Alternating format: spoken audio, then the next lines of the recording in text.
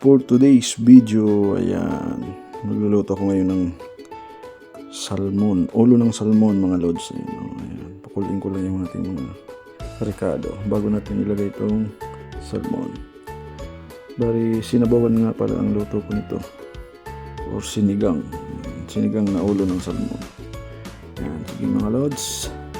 Ito nga pala yung pichay dito mga lods. So, tingnan nyo, nakakabaw.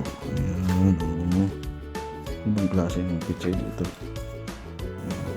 Ayan mga lods, kumulo na ating sangkap. Ayan.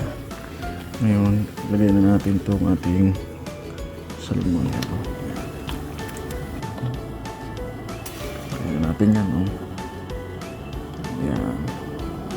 Ayan. At pagkatapos lagyan natin ang ating sinigang. Ayan.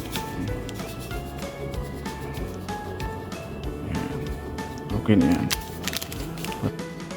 Lagyan natin yan. Para may gulay tayo. Ayan. Apaw-apaw na Ayan.